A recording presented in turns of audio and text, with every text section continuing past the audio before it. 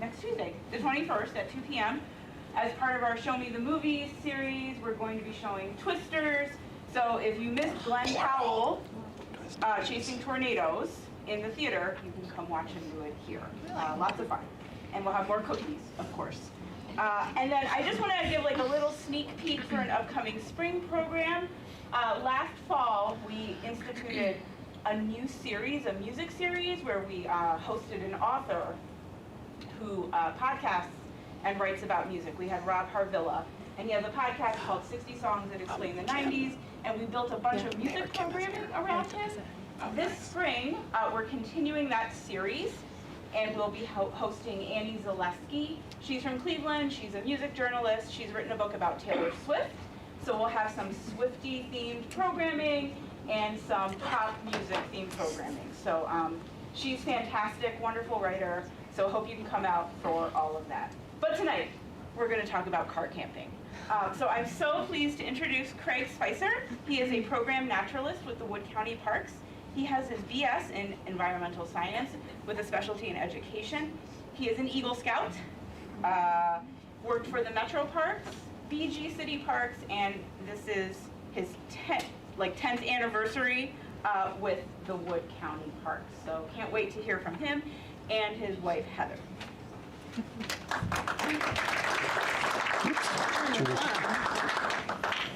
Thank you.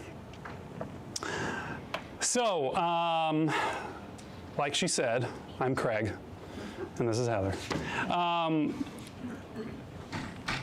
This presentation was developed a few years ago when we first were kind of dipping our toes into being remote and being off-grid, camping away from people, not in the midst of everybody else and their humming RV engines. And I would hope that maybe some of you who came today are maybe interested in doing that same thing, being a little more self-reliant in your camping, or perhaps this presentation will kind of lean you over to the side of like, I'll just get an RV and that'll be okay. Both are good. Both will get you out there, and that is the main point, which hopefully we'll see here in a little bit. We'll get to what this word boondocking is. I know that the title for today's presentation was like Subaru Outback car camping and that sort of thing. We Subaru Outback car camped while boondocking. So I just wanted to introduce you to this concept and maybe the things that you are thinking about. And you're like, I don't really know what to even call that. Well, it's this word boondocking here. So this presentation not only is a introduction of boondocking perhaps for you, but it definitely summarizes the introduction of boondocking for us as well. Neither myself, I'll speak for Heather as well, neither of us claim to be experts in camping and car camping and boondocking, but we're hoping that our experience can hopefully get some things out of the way for you that you won't have to experience, but also highlight some things that definitely worked for us, and we hope that maybe would work for you or someone else that you know that may be interested in doing this kind of thing. So because Heather didn't get a fantastic introduction from Natalie, I have one for her right here. I guess I'll, yeah. Do you want to take over yourself? I haven't looked at this, so let me see if it's all right. I'm Heather, I'm Craig's wife. My experience camping was in a trailer, you know, with a bathroom, a nice bed. But I did love camping, and I grew up camping. So I had some experience, but I don't think I was camping in a tent before I met him. So a little backpacking, I'm getting into it, learning. I love going places with views and then getting something nice to drink. So especially a latte, coffee, that's what I go for. And I love planning and getting all the details. That's probably maybe my favorite part is planning months in advance. I do love the trips, but I love planning them too. And doing the budget. So that's my role in all of this. little foreshadowing, if you want to get into this and you're not into planning, find somebody that is. It helps a lot. So this is me. Like Natalie already kind of referred to, I grew up scouting, did a lot of scouting camping trips. If you're familiar with Boy Scouts of America, or now Scouting of America, you'll know that one of their high adventures is Philmont out in New Mexico. I was fortunate enough to be able to do that 3 times, once as an adult. Those were like 70 to 115 mile hiking trips over somewhere between 8 to 11 days. So I got a lot of my backpacking and self-sufficiency experience through that. Moderate outdoors experience. So the reason I put that there is because even I would come to a talk of somebody who did like the Pacific Crest Trail, or like the Appalachian Trail, or like who did something crazy in Guatemala or whatever. I would go to that. I'm not gonna do it, but I would go learn about it and think it's fascinating. So I'm a certified instructor with kayaking. I'm a certified instructor, or I have had my certification in instructing archery. I've had my wilderness first responders certificate before. All that to say, I did lose 1 point in driving school. It's because I hung out in a turn left lane a little bit too long. It was yellow, then it turned red, and I didn't know what to do. And I just saw the instructor next to me go. But this is important if you're going boondocking. It's a lot of driving to actually get out there. So I'm a pretty okay driver. My dad is retired.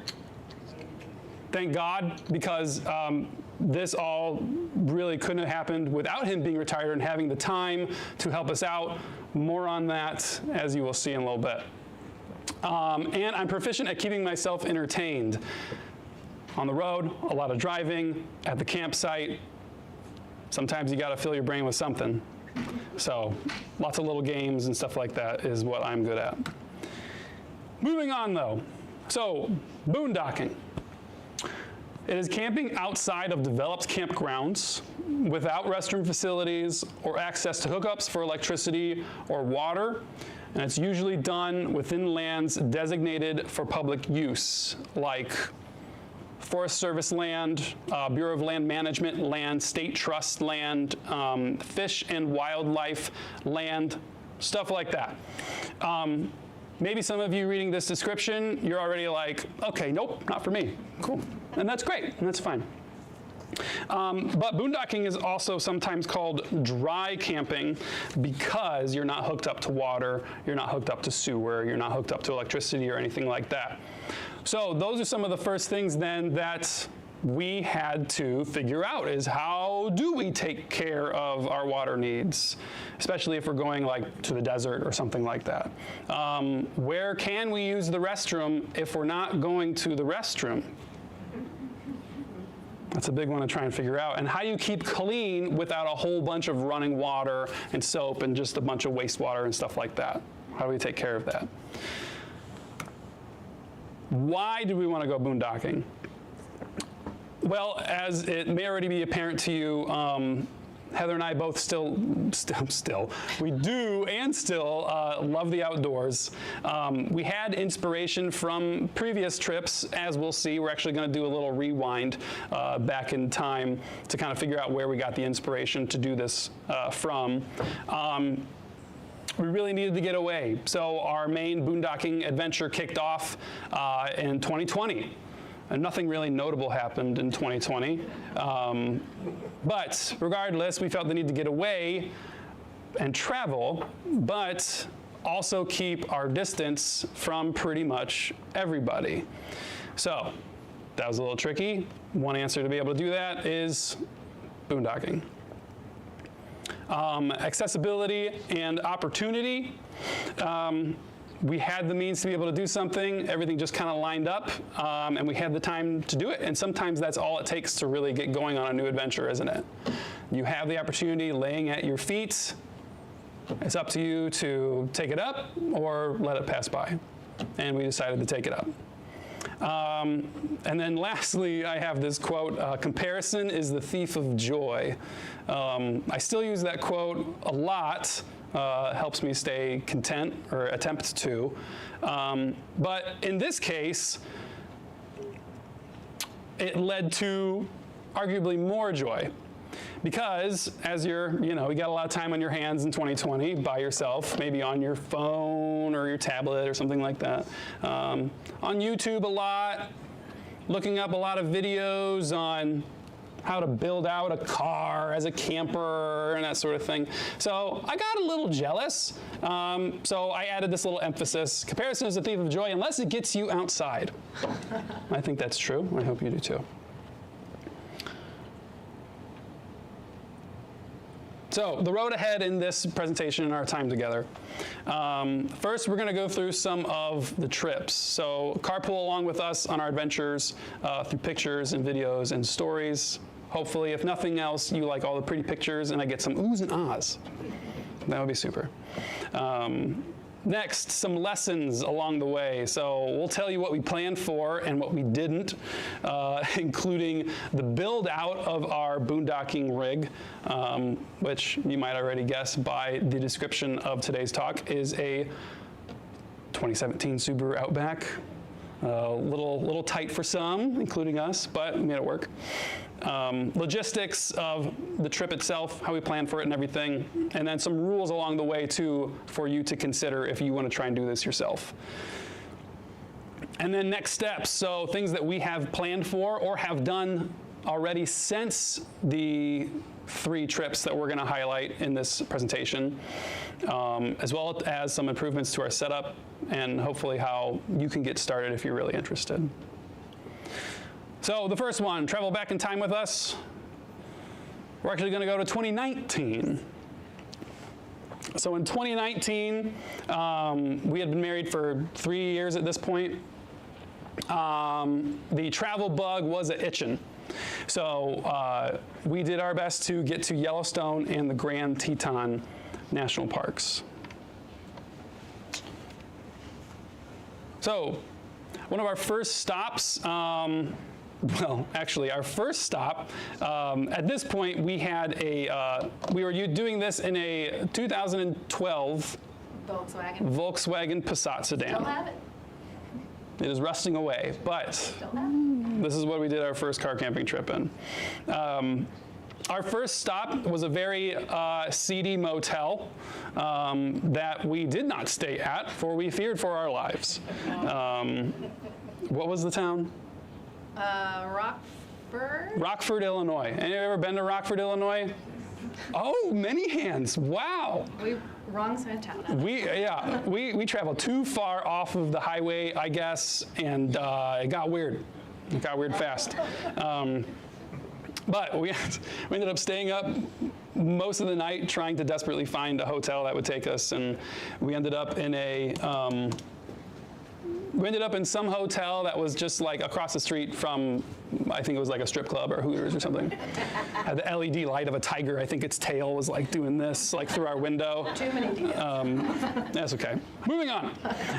We didn't go in it. Anyway, so next we drove all the way to Badlands, and I'm kind of remiss to say I don't have many pictures of Badlands in here, but you can tell this is pre-2020 because look at all the people, and they're all like hanging out with each other. Oh, it was great. Wasn't socializing great?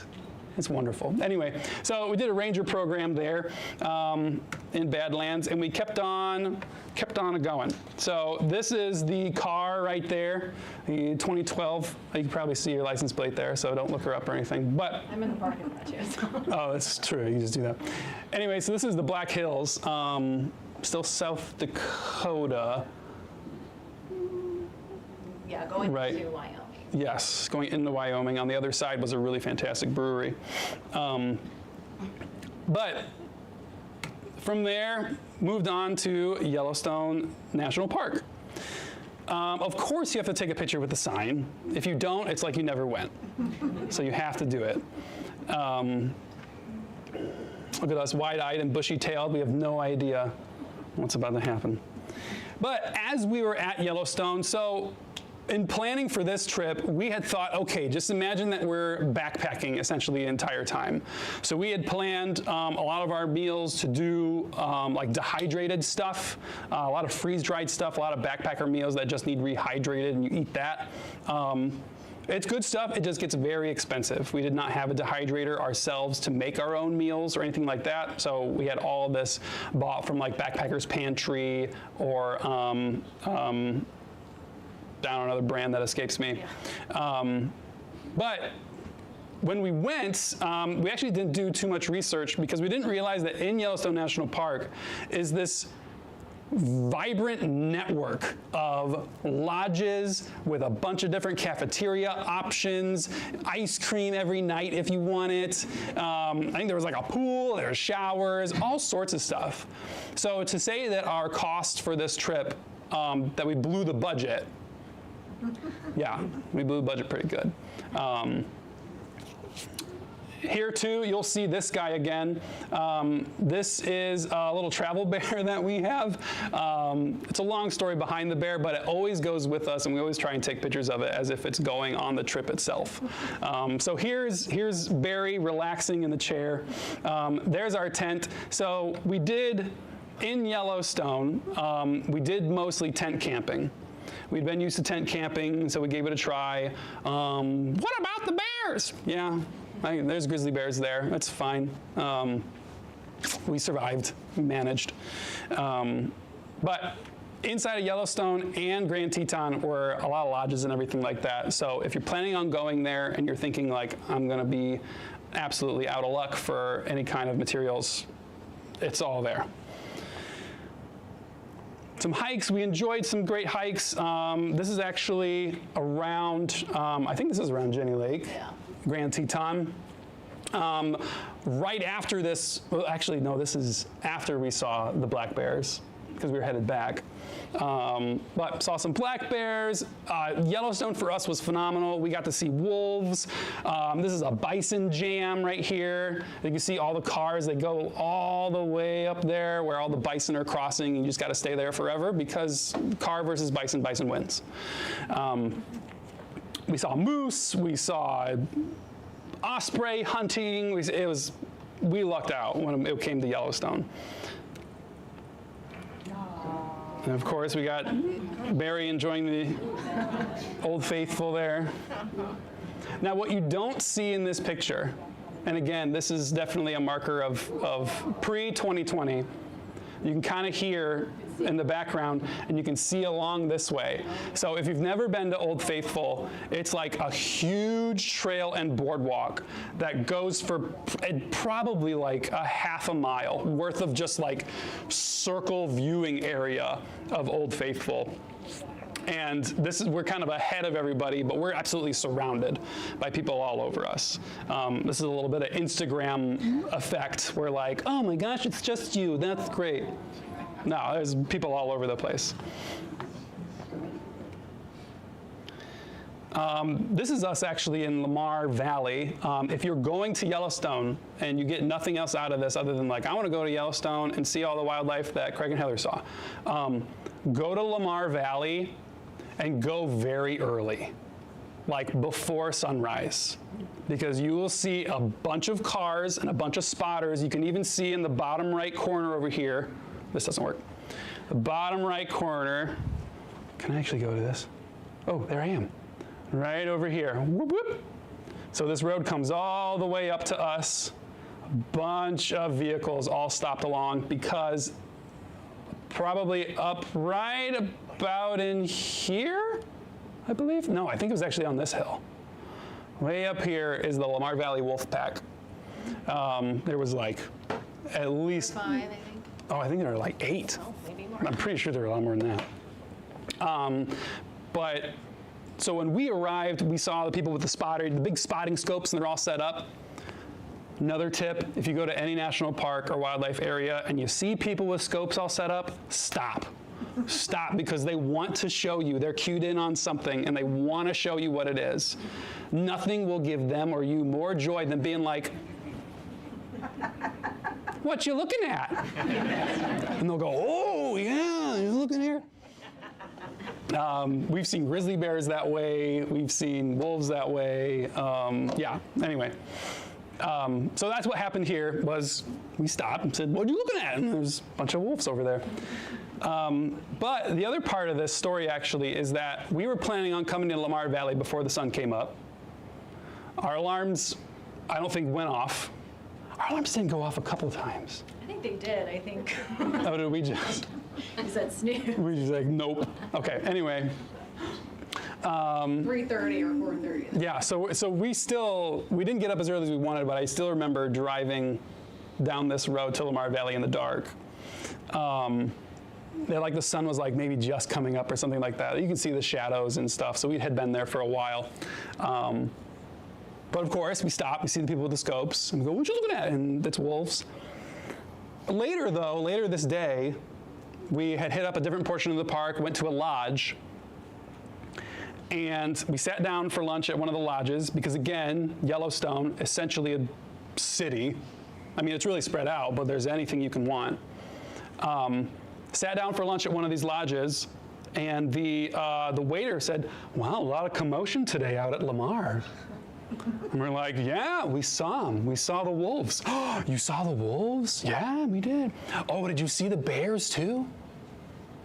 I'm like, what bears? There are bears? We missed the bears. Oh, yeah. The bears at like crack of dawn, apparently these like 3 grizzly bears teamed up on one bison to take it down. Wow. Then the wolves chase off the bears. So like we thought we were like, sweet, saw wolves, but like. So get up when your alarm goes off. Get up when your alarm goes off. Okay, that's the moral of that story. This is a very long video. I think that's just walking down.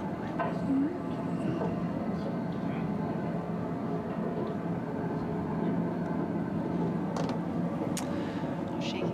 It's very shaky.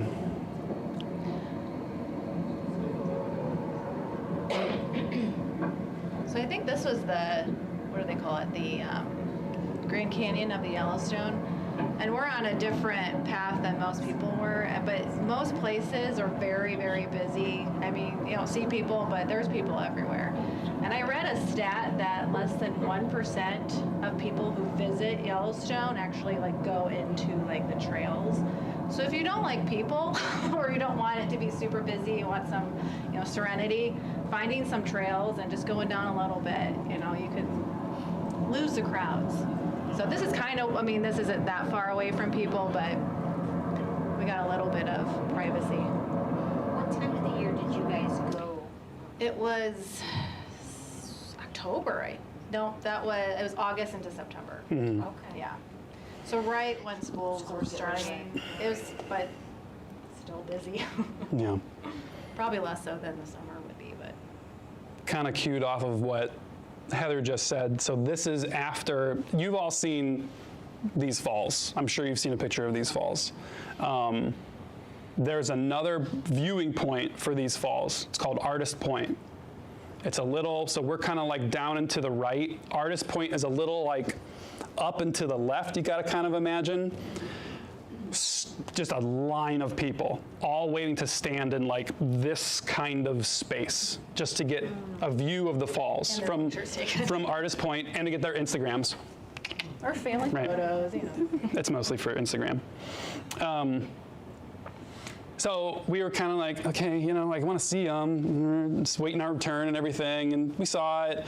And there's a bunch of people and a bunch of influencers and a bunch of people not wearing appropriate clothing. Anyway, so we're like, let's check out some other trail to view the falls. And you look at your map, and no, there's another viewpoint right here, and there's nobody at all. So like what Heather was saying, don't be afraid to check out other trails just because it's not like the one that's in your tour book. Try out something else, and you'll be amazed at the beauty you find. And less people breathing around you. What falls is that? I think it's just Yellowstone Falls. No, it's I don't want to make a big mistake. Yellowstone, that's okay. It's either Upper Falls or Lower Falls. Okay. But yeah, they go.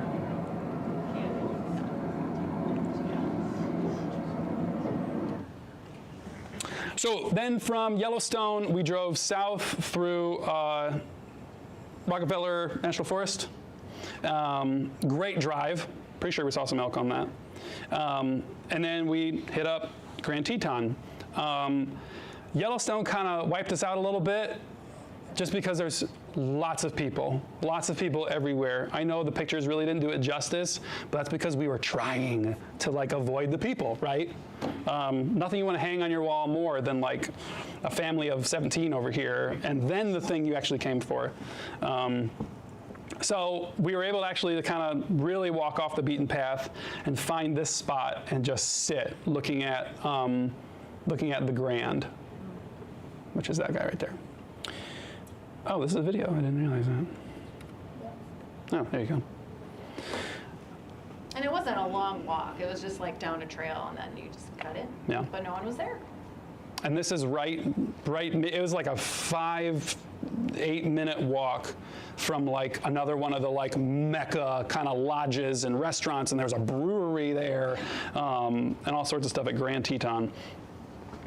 And I think it was this point, we came here like 3 nights in a row.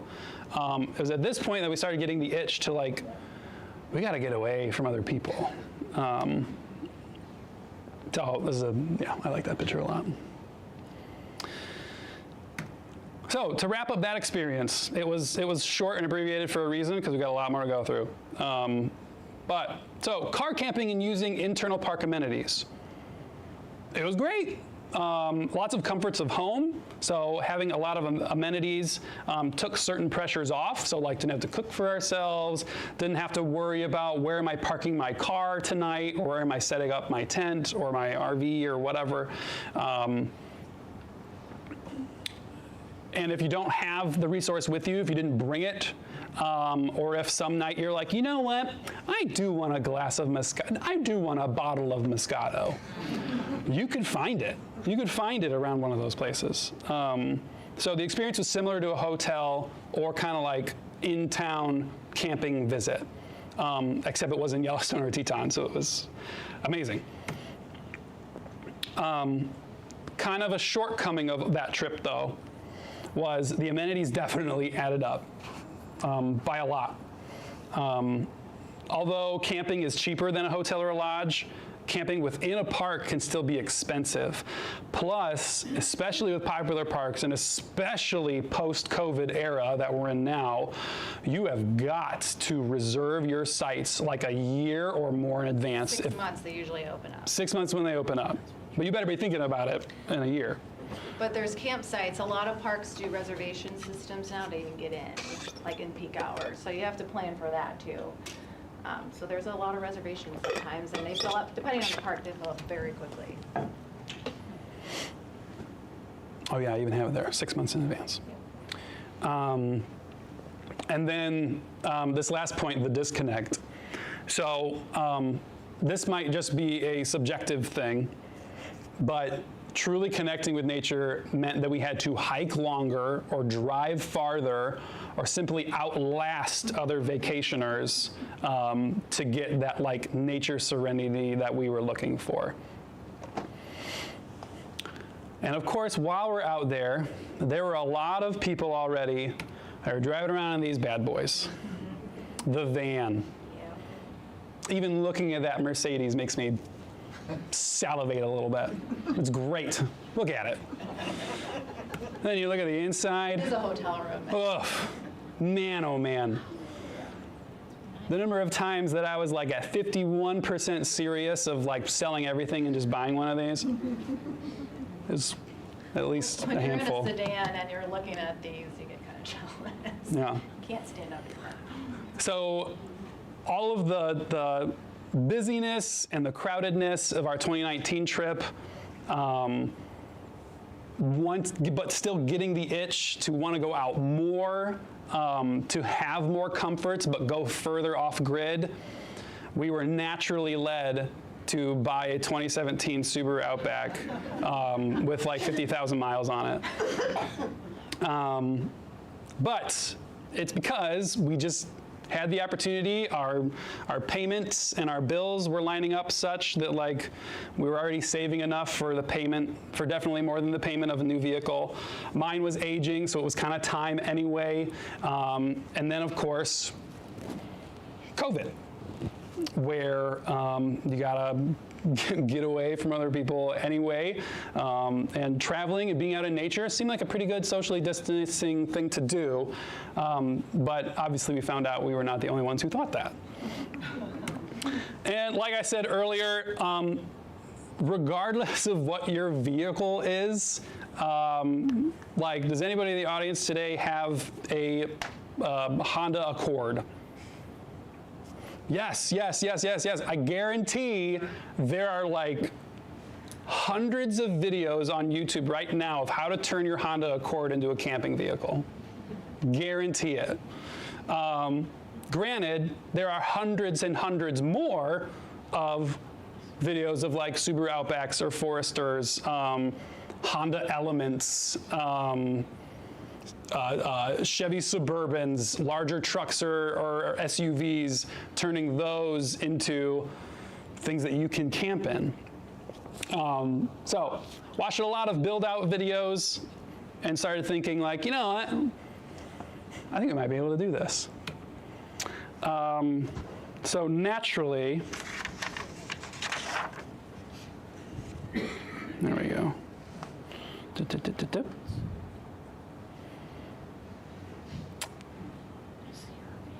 So, like I said, although Yellowstone and Teton was an amazing trip, it definitely reinforced the desire within each of us to get away from other people. Truly disconnecting from people meant we needed the ability to stay further away from them to begin with and closer to what we traveled out there for, which is the nature, the refilling, the peace, the serenity, the disconnect. And yeah, like I said earlier, not the humming of generators from nearby RVs. So our trip into boondocking started off as many do. You have the idea to buy this vehicle on a Thursday. You list your car for sale on Friday while you're shopping for another one. You sell it on Monday. You purchase another one that afternoon of that same day. And then you immediately take out the back seats and have your father build a wooden platform within 2 weeks of ownership of that vehicle. Yes, usual stuff. So this is why it's very important that Father Mark Spicer is retired. He is blessed to have this nice workshop there, of which he can cram a large wooden platform into the back of my brand new vehicle, well, new to me vehicle, where the seats are ripped out and everything like that. And there we are, ready to go. Cozy as a cucumber. Testing it out. Sandwich room yet. So this, of course, is only step one of eventually stuff all over the place.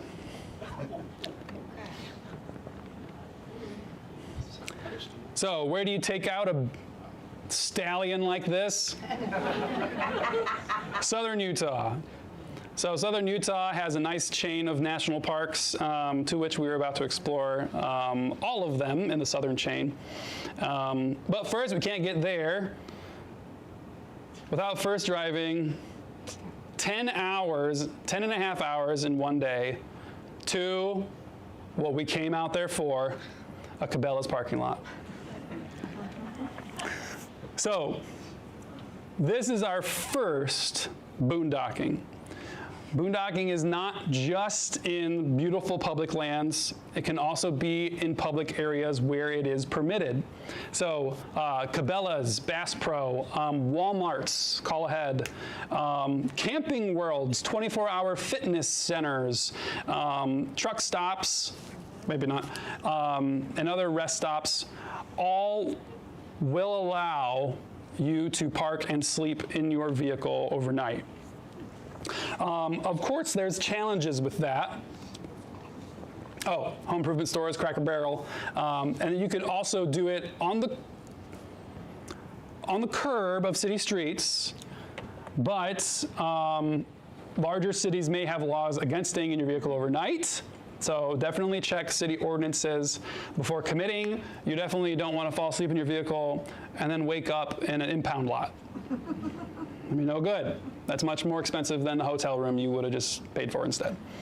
And of course, the appropriateness depends on your rig too. So rig, your car, your camper, whatever. So a smaller vehicle like ours could get away with a lot more than if you have like an extended Mercedes Sprinter that you're trying to be like sneaky with.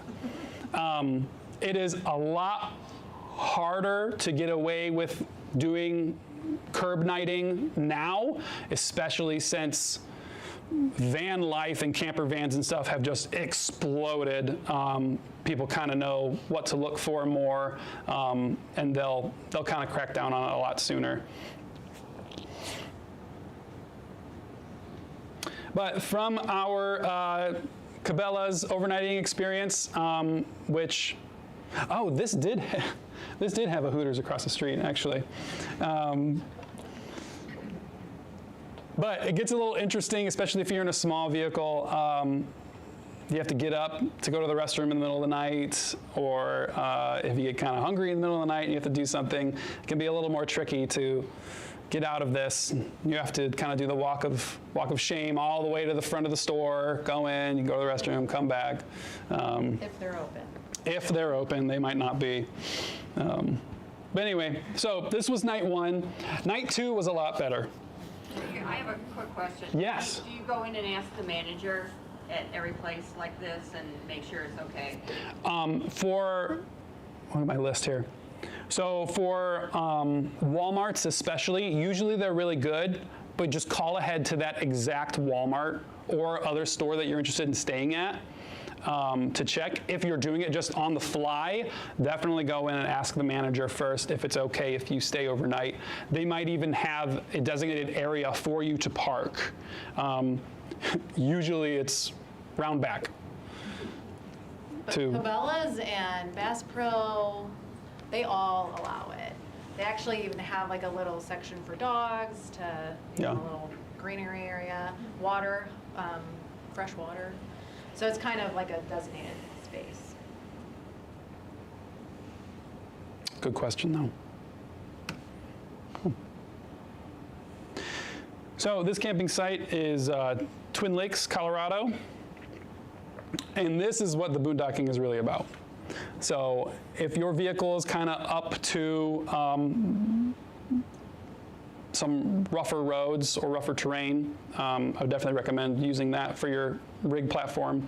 But you're able to get a little further away, a little better views, and you're really, I mean, we came for this, and we can just park here and camp there.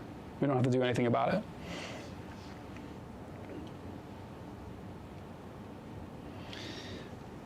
Now, when you have a smaller vehicle and you have a lot of stuff, it can get a little cramped, as you can see here. So this is kind of in between our travel setup and our bed setup. So you can see kind of our bed stuff's over here and our fridge, and then we're trying to cook something over here on the pull-out. This was kind of thing number 1 of, we were already finding out, like, well, kind of a lot of stuff. We had to put a lot of stuff on the ground, didn't have anywhere to put it. Our only table, well, no, we had that other table, but our main platform was just a pull out from the car itself. So whatever you're cooking, the oils and stuff and smells would just go right into the vehicle, which wasn't great.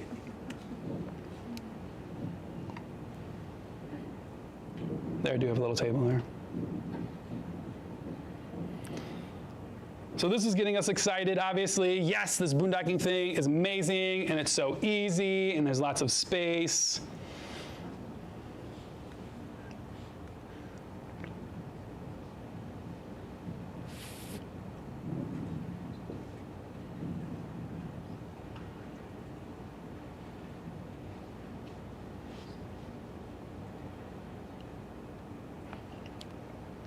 From that, Cabela's, like we said, we have that Twin Lakes Reservoir is where we were camping. It is a really good spot if you're trying to make your way down to Southwest. Clearly it's very popular, but the amount of space was huge, so I definitely recommend that. We actually used that on another trip too, when we came down to Rocky Mountain National Park. But that's not this trip. This is our first stop of the Utah chain of national parks is Arches. So a lot of our roadways in BLM land, national forest land, is like this. Sometimes, this is actually really, really good. There are some roads that are really terrible. So would definitely recommend if you wanted to get into this to get a higher clearance vehicle. Subaru's at like, the Outback's at like 8 1/4 inches or something of clearance. I think most sedans are at like 5 to 6 inches of clearance. But that was pretty good. Just keep in mind, a lot of these you're going to be going through some rougher roads. And this is our first Utah BLM land campsite. We will see this picture again. But still looks pretty great, right? You got a nice flat spot, nobody around, picturesque sunrises and sunsets. It's what we're coming for. It's fantastic. Didn't have to pay for it. Check. So the next day, we head up the hike to see Delicate Arch. There it is. And again, looks great, right? Nobody around, just you and the arch. What you don't see So many people. is there are so many people. So we are kind of backed. It goes kind of down to Delicate Arch. It's pretty flat, and then you can stand kind of right in there. It kind of comes up, up, up, up, up, and we are huddled up, keeping from falling down, along with like 9 other couples, like this, all trying to get our phones in front of everybody else so that our pictures look good. From us to our right is a long line of people, all waiting their turn to scurry down there, take their picture under Delicate Arch, act like they're holding it up, whoa, and then head back out and wait for somebody else. What time of the year did you go to this one? October. This is October, yeah. No, this was like the middle of the day too, so if it was crowded more in the morning, middle of the yeah, day. morning and evening would be much better. The hike up to Delicate Arch, it's pretty sheer and just like straight. When you arrive at the parking lot, you'll look, you're like, oh, Delicate Arch is like way up there, and you just see these like ants. Just this long trail of ants all going up this long kind of slide looking area, eventually to get to Delicate Arch.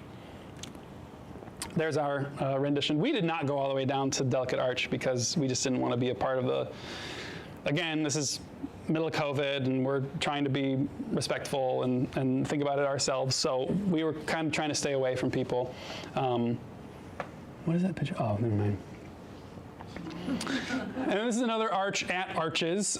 This is Landscape Arch. Obviously, it comes kind of all the way over here, and then it comes back into another kind of rock outcropping. But Arches was cool. So what was our first campsite? Was it the Dino Flow Trail or was it the Horse Thief? It was north of Arches, so. Yeah, so it was this Dino Flow. So that picture you saw earlier, that campsite, that was at this kind of Dino Flow Trail. It was BLM land, lots of other people were around, but it was designated sites. You didn't have to reserve them, it was first come, first serve, but they were clear like, this is a site, be here. This is a site, be here. So from there, we came out of Arches, and we headed over to this other campsite we wanted to be at, Horse Thief. There was no space at Horse Thief Campground, so we tried this other one, Lone Mesa Group Campground. There was no space at Lone Mesa Group Campground, so we tried another one, this other Lone Mesa Group Campground, kind of this other area of it. There was no space there either.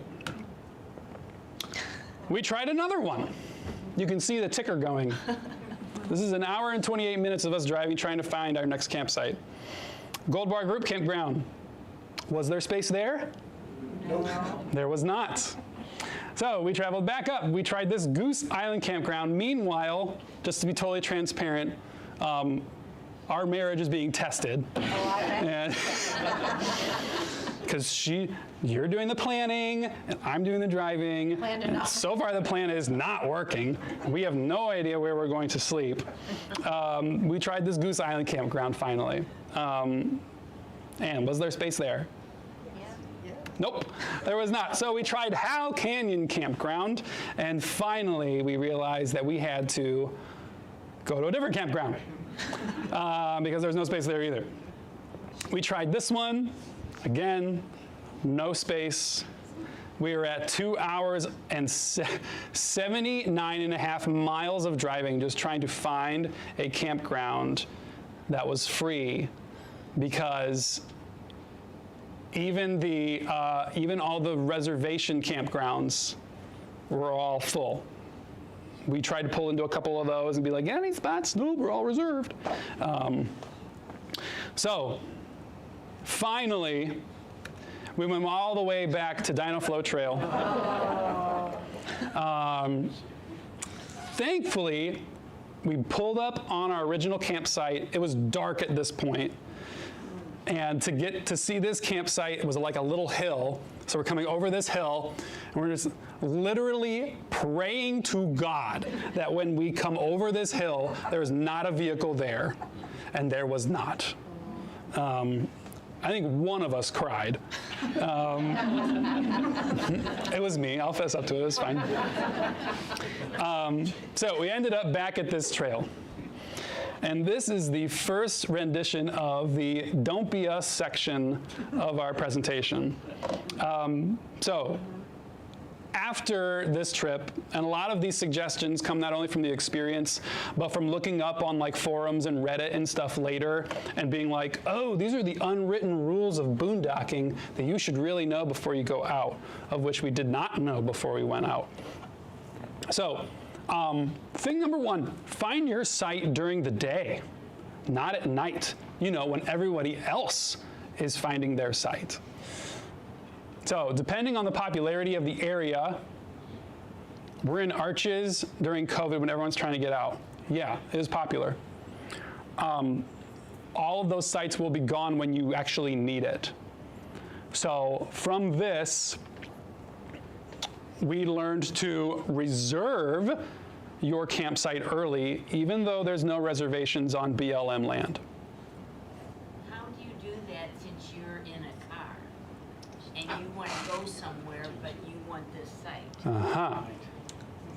There's an unwritten rule of the sacrificial gear. So you bring along with you a cheap pop-up tent, a couple chairs and a table, things that you can weigh down, like with maybe some like jugs of water or something like that. And you set that stuff in that site as kind of like we got it, but we're gone. Because believe it or not, and a lot of people may think when it comes to boondocking that like, oh, I've heard the stories on NPR and stuff of people getting like murdered out in the wilderness and whatnot. And it's like 99.999% of people who are also boondocking also want to be there to be away from people and to be away from conflict and to get renewed by the outdoors. Everybody that we encountered was polite, was courteous, was understanding. We ended up doing the sacrificial gear thing a few times in this trip later on. Our stuff was always there. Was it in plain sight? Yeah, it totally was. Could people have been like, hey, that's a really cool, crummy Walmart $5 camping chair. I'm gonna take it. No, nobody ever took it. But that is a good tip. Know where you can go. So this goes into having your resources available on your trip. If it's not your phone, do not rely on data to provide you information right when you need it in the middle of nowhere. So print out maps ahead of time, if at all possible, campsites and permitted land areas that you can stay at. And that last one, assume you won't have service. Believe it or not, tall mountains, deep valleys, and vast plains all have two things in common: their inaccessibility and their beauty. That's what you went out there for, right? But cell phones, cell towers, they usually don't have reception there. And we probably could have gone down a road, a service road, and stayed on the road, and it would have been fine, but we didn't know that. I had an app, and I think we're talking about it later, but that had campsites that were recommended for boondocking. There we go. But the app didn't work when I was trying to find a new site. So that was part of the problem. So on that, wonderful transition. Thank you. There are different resources you can use to find what areas you can just pull off to and camp, or to find designated sites. Apps that we had used during this time were Campendium, The Dirt, with a Y because it's fancy, and Avenza Maps. Of course, there are always the United States Forest Service and Bureau of Land Management websites themselves of the land that you're actually trying to go to. Believe it or not, they have websites and information. You can just go online and find it. Different areas, this point is later, but it's important to note right now and to reiterate again that different management organizations of different lands have different rules, and it's important to follow them. So those websites have official campsites, maps, rules for use of public lands, that sort of thing. They'll also have alerts like no burn warnings, because believe it or not, like somewhere out in the desert, if you're to light a fire at the wrong time and a spark goes somewhere, that can be really not good. And then, of course, there's ArcGIS online, one of the leaders in GIS technology and resources. With a little bit of know-how and playing around with this resource and tool, you can custom tailor your own maps with official and public-made layers with free printing. So we'll dive into each of those a little bit. So both Campendium and The Dirt are essentially the same type of resource. They provide reviews and ratings, so there's a social component to it, which is very helpful. You can filter sites to your criteria, and both of them have pro accounts that unlock public land layers and offline function, which is really important if you don't have service. So the thing that's really great about Campendium and The Dirt is that first point, the fact that they have reviews and ratings. You can get a lot of information from Bureau of Land Management sites or Forest Service sites, but really knowing exactly what their condition is like, what's around, and how it is most recently, that usually can only come from crowdsourced information. Why have both of these on there if they both do the same thing? What we found is that one site or resource might have different sites and information than another one. So somebody may have most recently logged on Campendium, or somebody might most recently have logged on The Dirt. So you can get most up-to-date information. I would definitely use both or compare resources. Don't just go on one. Is anybody a hiker that uses all trails? Anybody use all trails? There's if you're familiar or not, there's kind of a joke with all trails. Well, you'll see like a lot of spoof videos, people just making satirical videos of them like walking off of a cliff and then saying, thanks, all trails, because a lot of time the information can just be kind of like out of left field, or the social feedback can just be like, it was super great. I would call it very easy, says the person who lives in Colorado and hikes every day for like 15 miles, who thinks like a 5,000 feet elevation gain 12-mile trail is easy. So you have to take a lot of the feedback with a grain of salt. Avenza Maps is a good one too. It is getting its information from the public domain. You can download official maps for offline use, which is great, and you keep it in the app.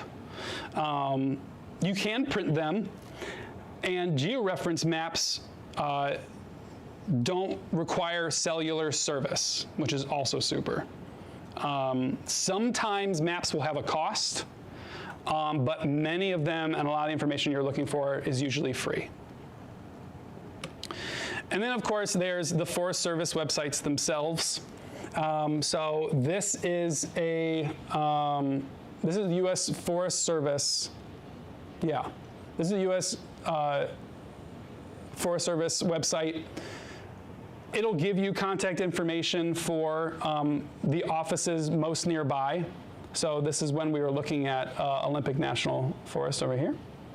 But all sorts of information there, all sorts of rules, restrictions, closest towns, et cetera, even rules on dispersed camping, which dispersed camping, boondocking, a little bit different, but essentially interchangeable terms for our purposes today. Yeah. If you were to look up an area to go that you were interested in, I would definitely be looking at these Forest Service sites or the Bureau of Land Management website first. Yes, so this is Bureau of Land Management. They have all sorts of information too on dispersed camping, where you can go, where you can't go. You'll still find though that a lot of this information might be kind of vague. That's a little bit on purpose, because it is a little bit amazing where you can actually go. You can just park on the side of the road if you really, really wanted to. I think it's just the social stigma that's really keeping people from doing that too much, but in popular areas, you'll see it. Here, a Bureau of Land Management visitor guide publication is showing you some different designated areas where you can camp. So we see some different things up here where there are group sites, where there's boat ramps, arches, parking, trailheads, and even some areas too. So some of the areas designated here, even though it's all BLM land, some of it is camp only in campground spots. Some of it is camp only in designated sites, and toilet or human waste carryout is required. That's a fun term. And some of it is absolutely no camping, even though it's still BLM land. So it's important to keep up to date with all this information. And then there's ArcGIS Online. This one is definitely the most capable. You can add any layers you want to it, but by far, it is the highest learning curve on how to manipulate it, how to print stuff, how to make a map that's actually legible. And you can have an online GIS account on a website, and then you can use this other thing, it's called like ArcGIS Viewer, and you can load that onto your phone, and that will load all of the stuff that you've made on the website. Because trying to manipulate and make a map that looks like that on your phone is an absolute pain in the rear. So definitely use the actual desktop version. Other things you can find though are different layers that you can layer on top of other maps that you have. So this is, and we'll see this map here in a little bit, but so this is Utah and Arches Canyonlands Public Lands Layer. And you can see it's color coordinated down here. This bluish color is state land, and then we've got this kind of lightish green is BLM, NPS land, Forest Service land, etc. So let's go back to our fun trip around trying to find a campsite. Wouldn't you know it? If we layer on that ArcGIS map that we found earlier that shows us where we could have just pulled off on the road and parked. It's that kind of this tannish color here. So let's go back. Huh.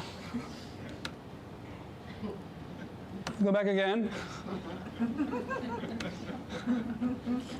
That's just about anywhere, huh? Isn't that a bummer? But this is all after the fact, and now we know. So some other unwritten rules of boondocking. So obviously be respectful of others. Most other boondockers are there to get away as well. So give them space, but also be friendly. There is a high likelihood that they are not the axe murderer that you fear that they are. Leave no trace. If you're out there to enjoy nature, make sure that you're leaving it better than what you found it. It's an old Boy Scout principle, but it should be everybody's. So this doesn't just include litter, though. This is also sound and light pollution. So don't go dispersed camping and blast your 5 8-inch subwoofers in the middle of the desert. That's not cool. Do not make new sites. You are destroying habitat. And make sure that you are properly handling your waste, not only food waste, but post-food waste. You know what I'm saying. And ignorance is no excuse, so be familiar with current land use prohibitions, like fire bans and et cetera. Durations of stay. So even though these BLM and National Forest Service lands, even though they are free to stay at, there are duration of stay limitations. However, most of them are like 30 days. 30 days that you can stay in one spot in BLM land. And you go to the next one. And then you go to the site that's right over there and you can stay there for another 30 days. But regardless, some may be different if it's a higher trafficked area, especially now that camping off-grid is way more popular. Those may have changed depending on where you're going. And of course, some areas still require permits. Moving on. So from there, we went to Canyon Lands. This is, we are moving west along the southern edge of Utah. Would have loved to have spent more time in Canyon Lands. As the name described, it's a land full of canyons. Really amazing seeing erosion forces and what they've done over so long. It's incredible.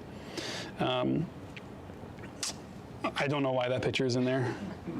I think it was hot. Was it hot? It was very, very. It was hot. You can see I'm wearing my other shirt. From there, we moved on to Capitol Reef. Capitol Reef, named so because the domed like mountaintops looked like U.S. Capitol buildings. And then what's really fascinating about Capitol Reef is it's really hard to tell, but a lot of these little black kind of blob looking things are all, they're all volcanic rock. But there are no volcanoes in Capitol Reef. Capitol Reef was littered with these boulders of black volcanic rock that was left over from glaciation.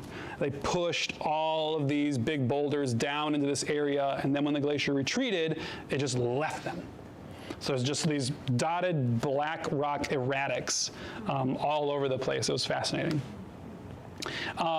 These are petroglyphs. I don't know which picture is better. Probably this one, actually. But we can see there is a kind of triangular person right here with a rather large headdress going on, 2 hands. This looks like to be an antelope of some kind. Big belly right there and 4 legs. Choop, choop. And there are some other markings over here as well. But these were aged to be in between 30 and 1300 AD. So ancient stuff. And what's kind of funny is as you move from arches west, you'll find more arches. So if you don't have time to go to arches, you just go to the other ones. There's arches there too. Yeah. Capitol Reef, not very busy. Arches, very busy. And Arches has a reservation system now because of that. Yeah. These don't. Bryce Canyon, if we were to go back for any 2 of the 5 that we went to, Bryce would be one of them. But from Capitol Reef, so it was Arches, Canyonlands, driving around Capitol Reef, and then from there to Bryce Canyon. At this point, it was pretty late in the day. We had a public site that we were looking at. Thankfully, we lucked out on it, and it was available. There was a no burn notice. Yeah. There was a no burn notice in the area at this time, but that didn't deter our campers that were next to us. Big old fire. I did not be the Eagle Scout I should have been. Go over there. Shut it down. Hey guys. But as we're moving west, for every national park that we're moving through towards the west, the average elevation gains by about like 1,000 feet. It's generally the same geologically. The soils are generally the same. But the biggest difference, obviously, is the elevation and the types of erosion forces is what really changed the landscape a lot. Which brings us to Bryce. All of these kind of stone-looking towers, these are all known as hoodoos. They're only present in about a dozen different general locations. But hoodoos obviously are made of rock, but there's soft rock bands within them, as you can probably see. There's some pretty defined ones. So we can kind of see, even way out here, there's a line going across all of this. Closer, there's a line right here. So this is where the sediment is generally the same, and it's softer, so it's able to erode quicker. But most of the erosion done to make these specific shapes isn't just from water or wind, it's mostly ice wedging.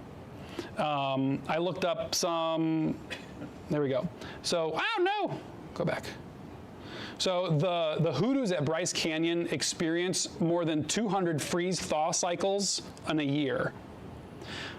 What that does is, as the water goes into the different crags or fissures, the ice, as it freezes, it expands, making for some erosion. Then as it thaws again, it's able to go further into that crack it just made. Freeze again, thaw, freeze again, thaw, freeze again. So ice wedges its way year after year into these areas, carving the rocks out to make these incredible looking sculptures.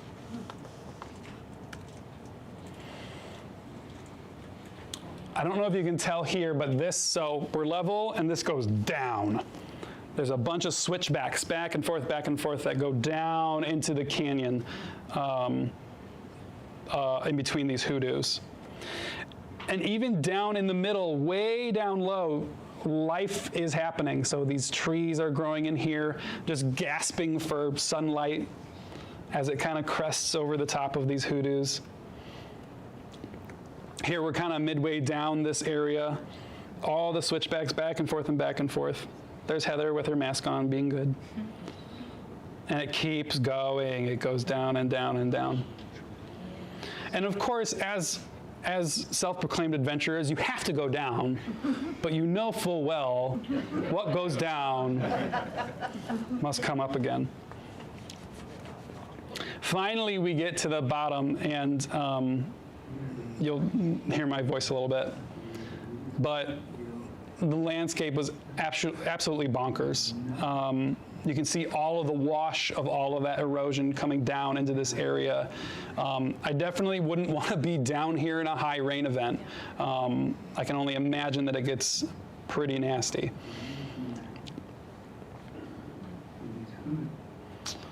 But from there, there are many little camp parking spots and lookouts along the way.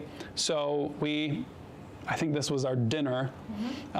So that's the great thing when you drive around the vehicle that you're also sleeping and also cooking in, is wherever you park, you can just, hey, you want to eat? Cool, let's cook. So this is our typical cooking setup.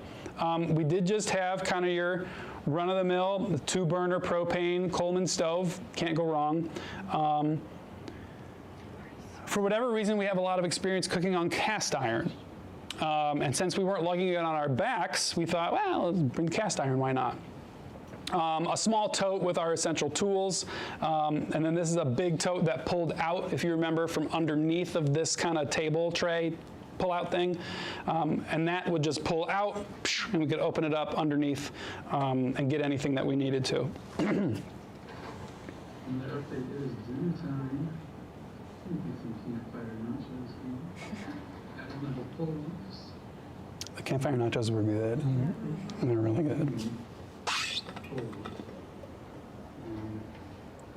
sun goes down.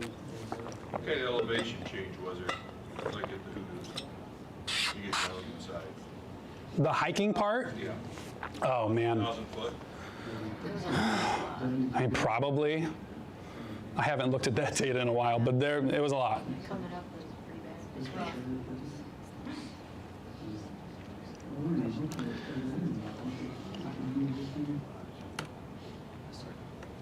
I guess so. So I'm a dietitian, so I was kind of obsessed with planning the meals. Plus, we were trying not to go out. So I obsessed over this for a long time. But I got ideas. On the bottom there's a website called FreshOffTheGrid.com. They have websites for backpacking, car camping, luxury camping, whatever you want. So I got a lot of ideas from there. I pre-portioned all my dry ingredients. If I needed a recipe, I printed it out and I put it in the bag. Try to keep everything organized as much as possible so I didn't have waste or I didn't bring too much. So that's kind of my process there. I wrote everything that was inside the bag on the outside. As organized as I could be. Oh, there's another. A fridge picture. There was supposed to be another picture there. Oh, well. We also stumbled upon a car fridge. We got it off of Facebook Marketplace for $20. They usually go for like $400, $500. So that was a lifesaver because we didn't have to get ice. We didn't have to worry about changing the ice when you're in the middle of nowhere. So that was really nice to keep our meat and fresh meat and dairy and stuff like that cold. And you knew it was cold. So You run it off the cigarette lighter? yeah. So this is where it gets fun. So destinations and everything like that, where you're going to go, where you're going to sleep, that's all great and fun to think about. But another thing to really keep in the front of your mind is, where am I getting water? How am I keeping, because if you want to cook, which you can, and we did, and it was great, you have to think about how to keep that fresh produce kept, right? How to keep it cold or preserved. So what we ended up doing was, like Heather said, we stumbled across this fridge, retooled it so that I worked off of a 12-volt cigarette lighter. And then this is a battery bank. So this is the Jackery Explorer 240. I don't even think they make this one anymore. I think they went all the way to this 300 is like the lowest one you get. But what's great about these is they last a while. You can run a whole bunch of different stuff off of it.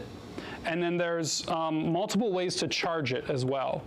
So usually, since we knew we were going to be driving a lot, for the most part, actually on this trip we did not have a solar panel, which you can also get a collapsible solar panel, plug it right in there if you're not driving, and it'll trickle charge. But we just ran it straight off of the cigarette lighter, off of the alternator as we were driving. And it worked 99% flawlessly. There was a couple times where it's like, I'm kind of nervous about the fridge. So you kind of still have to keep that in mind. So that's kind of a plus minus of like, you got to think about your power conservation if you use a refrigerator. Especially if you just have if you're working off of just something like this. If you have an RV or a van or something that has a whole battery system, you're fine. But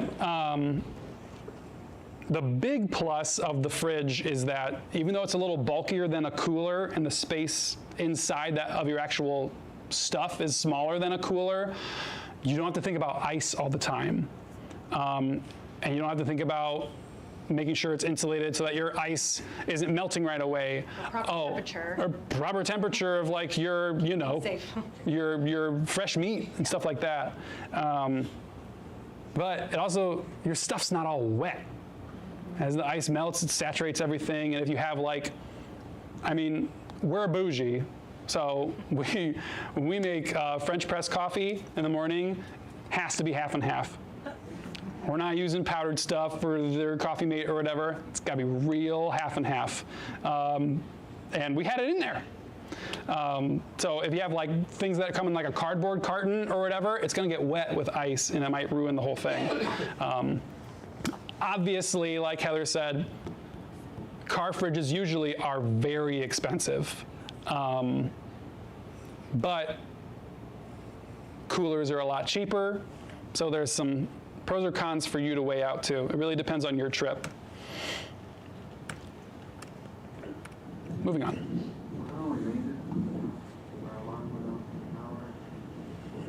And I mean, all the planning, like this is what you come out for. To get off somewhere earlier than everybody else, watching the sunrise on a vast landscape. It's not much better. From Bryce, wish we would have stayed longer, but from Bryce we went to Zion. It's update time. We are in Zion National Park right now. So I bring up this silly video We didn't mean to get to Zion. because as the trip goes on, and as we get some service, lots of people, Zion, I would send these update videos usually about every day. We head south into Springdale. This is twofold. And One, for me to remember, because I have the attention span of about a goldfish and a memory bank just as deep. But two, this is for us to share with other family members what we're doing, what we're planning on doing, where we're at right now, because God forbid something goes wrong, now they have information of what we did last. And this is imperative for any trip, whether you're going camping or hiking, whether you're going kayaking, even just for the day, going out on a boat, going mountain biking, whatever. Someone else that isn't with you and isn't also on vacation needs to know everything about where you're at, where you're going, who you're going with, blah, blah, blah, blah. Too many times, every single year, people die in national parks. Too many times every year, people die kayaking or biking or anything like that. Not just because of maybe the initial injury or impact or something like that, but because they were out there injured and unavailable to help themselves for too long without somebody else knowing and first responders knowing to come to help. So, let other people know. If you don't get anything else from today other than pretty pictures, like next time you go out and do something that's even like kind of risky, even if you've done it like a bajillion times, have like a texting buddy. Bill is back here, my other coworker. Every time he goes kayaking, he tells me, mostly. Every time I go kayaking, I'm telling him. Like he gets a text, and I don't really go out until he goes, okay.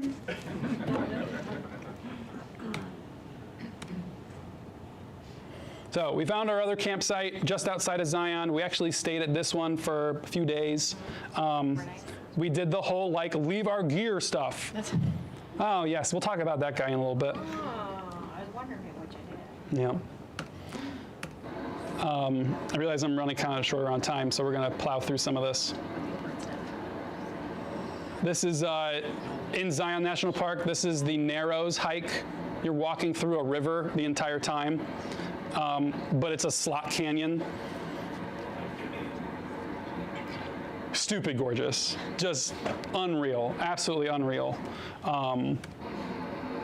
One of those experiences where if like I close my eyes and I hear the sound, I can also feel and smell everything that's going on just from the memory bank. Would highly recommend doing the Arches hike or the Narrows hike if you go out there. If you need it, great, but don't necessarily feel like you have to buy into the like, oh, you gotta have these special boots, you gotta have special walking sticks, or else you'll fall over and break your hip or something like that. Depending on the water, it really wasn't that bad Did at get all. up to my hip at one point though, so. Just to let you Oh, know. and don't wear fishing waders. Oh my gosh. The ones that are just like open here. There was like a family of 4, and I remember there was a kid that had it on, fishing waders. And when you fall down and upstream this way, that kid just became like 200 pounds. And it was like, they got him out. It was like, yikes, that was kind of sketchy, guys. Anyway, just be okay being wet and a little cold, and it'll be fine. So here's that site again. There's a little like hot air balloon and everything there. So we were feeling pretty good on the other side of some of our boondocking mistakes. So all this eating and such, right? Eventually, what goes in has to come out. So this is our little bathroom situation. From here, I joked about making like a coffee picture book that was like, oh, the places you'll go. Just having a bunch of like pictures of, for lack of better description, like that picture was taken when, anyway. So this is me kind of explaining. So this little StanSport thing, it came in handy, super cheap on Amazon.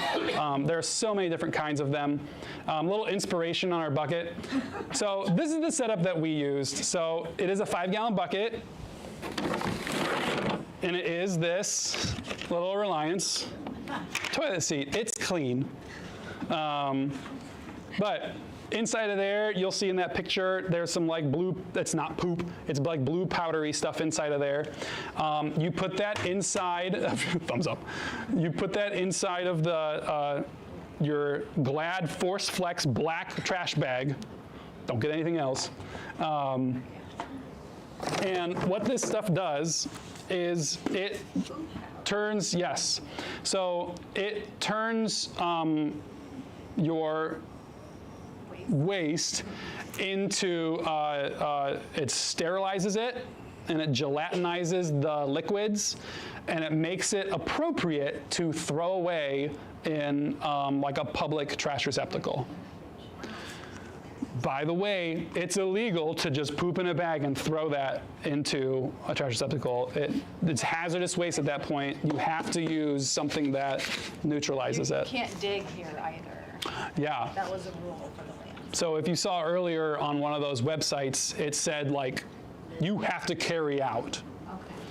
Okay. So digging a cat hole and everything like that, if you've gone backpacking before, you'd be like, oh, just dig it and throw it in there. That's not appropriate for every area, depending on its soil. So like we're in the desert. There's not a lot of organics in the soil that's gonna break down your stuff very quickly. So it had to be carried out.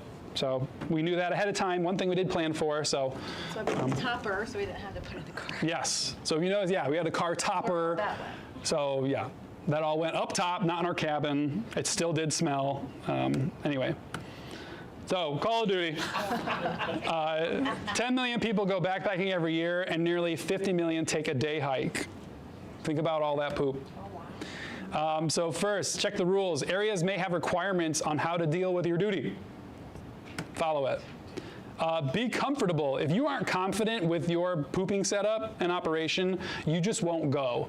And then that's a whole bunch of different issues. It's important to release, to go. And since it was COVID, we're trying not to go in public restrooms.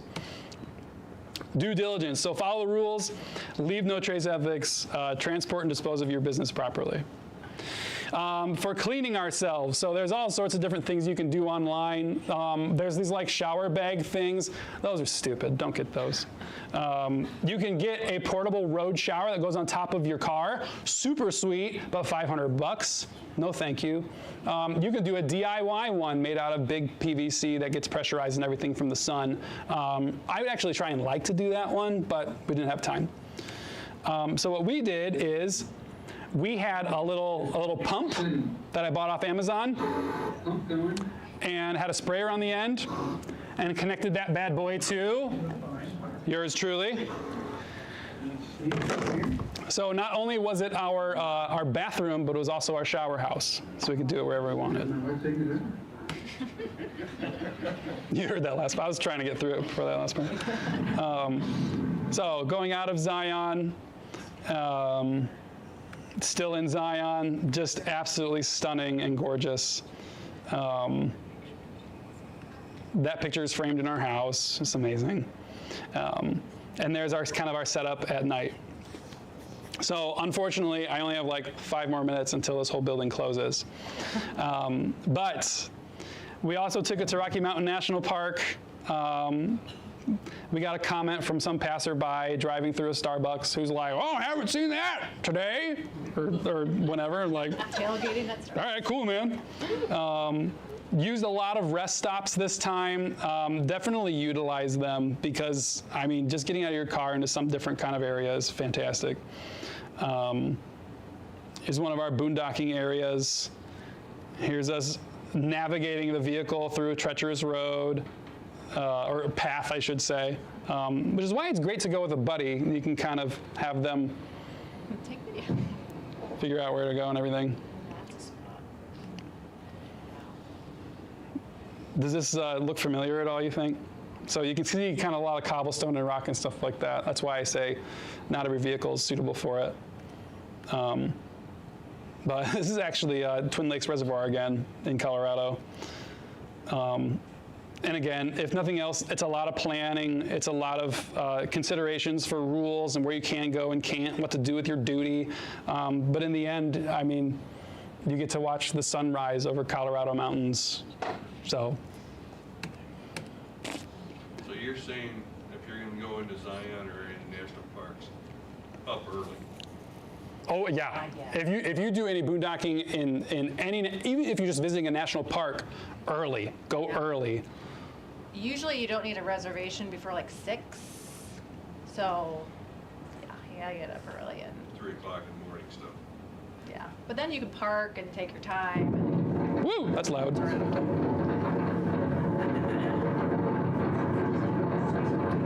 Anyway, trying to skip to the end here. Rocky Mountain National Park, it's gorgeous, you should go.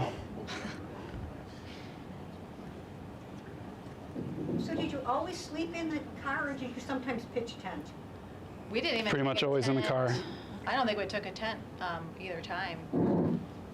Yeah. On the way back, what was that? Utah, we did get an Airbnb the last night. Oh, yeah, we did. It's cramped, so at the end, I think we were both over it. Elks bugling and the sign's great, and anyway. So we learned a lot from this trip. We would definitely do it again. We have actually already made other modifications to the vehicle. Those little Tupperwares that we were using pulling in and out, absolutely disintegrated by the end of Utah. So we actually converted those spaces to full-length pull-out drawer slides. Stuff gets stored inside of there, and it doubles as shelves, so we don't have that big pull-out anymore. Before, what we were sleeping on was 2 camping sleeping pads underneath of a large 4-inch memory foam rollout. Like I said, we're bougie. But we're so bougie that we actually were like, the heck with this, and we bought a form-fitted, custom-made Luno inflatable mattress that is specifically designed to fit a 2017 Subaru Outback. They make them for just about any car. They make them for anything. Honda Accord people, where you at? Yeah. I'm sure it's out there. But like I said, these trips were a few years ago. Oh, all my pictures didn't convert anyway.